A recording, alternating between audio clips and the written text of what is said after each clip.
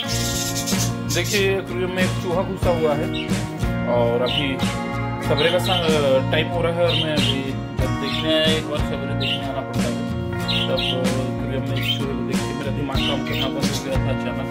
मंडली में तैयार नहीं था कि कभी एक्वेरियम के अंदर चूहा देखने को मिलेगा।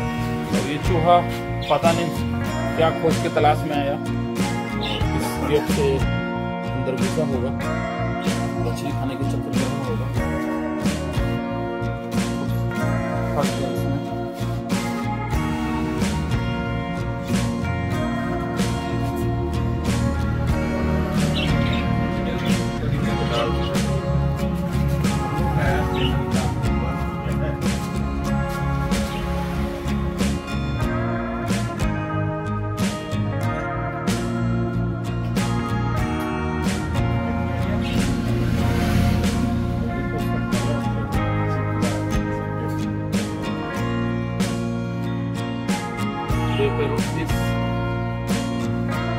और ये है